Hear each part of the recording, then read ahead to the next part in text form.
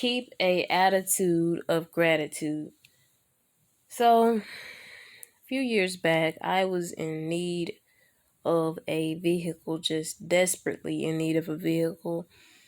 And my stepfather brought to my attention he was working for a lady who had a work truck in her yard. It had been sitting there for about 4 years, but he bought it from her for $500. And so he began telling me that he was going to get some work done on this vehicle and that it was going to be good for me. And I was grateful that he took out the time to do something nice for me. And so after he got work done on the vehicle, it sat in his yard for about several weeks or so. And he gave me a call, telling me to come and get it. So when I got there, he began to let me know it was some things needed to be done to it. So when you went to pull the handle, you had to jiggle the handle a certain way. You had to jiggle the handle a certain way to get in. The front windows were not going to come down. The back windows would. There was no AC. I mean, this vehicle had been through it. But I was grateful. I wasn't petty. I wasn't picky. And I got in the truck and I noticed it was hot. So here it is in the middle of summer. No AC whatsoever. So I get in, I drive off. And in the next few days, I find out that this is going to be a big issue because I began to have problems left and right. And ultimately, it cut off on me in some very dangerous traffic. And so at one point, I became overwhelmed. I pulled over to the side of the highway one day and I just broke down crying.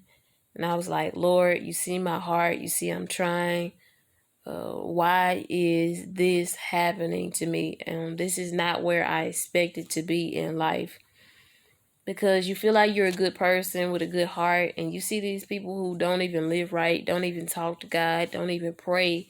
Seems like they're being blessed more than you. And so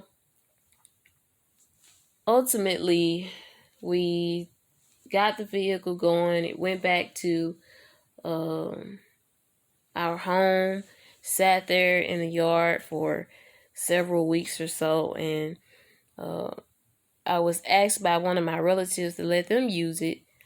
They use it, and look, the funny thing is they never had an issue with it. It gave me all kind of problems, but they never had an issue with it. So here I am again without a vehicle. So I began to pray and fast, seek God about what I was going to do moving forward. And I got a call at an unusual time from my father at his job.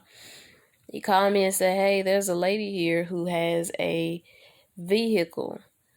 She just bought from me brand new, but hers, she decides that she just wants to give it away. And he asked me, do you want it?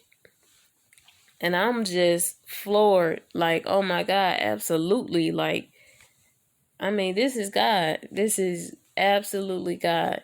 So, make a long story short, we traveled to Jackson to pick up this vehicle. It's sitting on the side of, or in the driveway, perhaps, at my father's home. And we're looking at the work that needs to be done.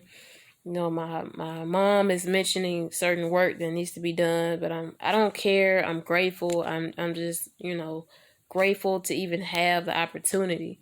So we pull up and my dad is washing his car, which is a more updated model, different vehicle. And so just like him, he asked me to help him. I jump out. I'm helping him clean up, and he noticed, and we all noticed, that it's about to storm, so we have to move quickly. And so we get done washing everything, and he's cleaning out the car and stuff, and he goes in the house, he comes back out, and he has keys in his hands, and he's like, here. And after him telling me maybe 2 or 3 times I finally realized that he's giving me his vehicle. And so I'm just absolutely just baffled. Like, it doesn't even hit me what's happened till days later.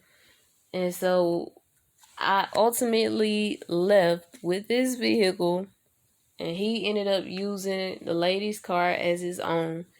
And I leave with the best. I leave with this beautiful vehicle that I never even planned or asked for.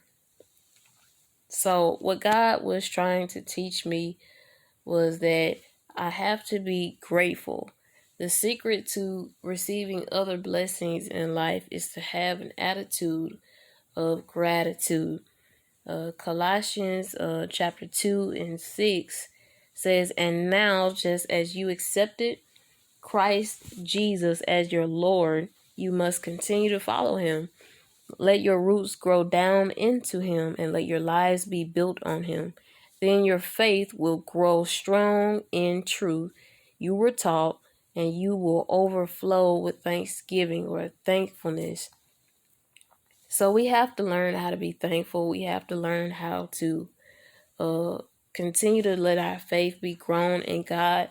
It's a longer process for believers, but it's so worth it to know that what you have, it can be taken from you because it came from God.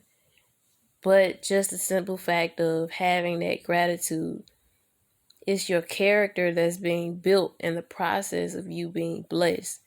So allow God to grow your character and grow your faith in him even more every single day.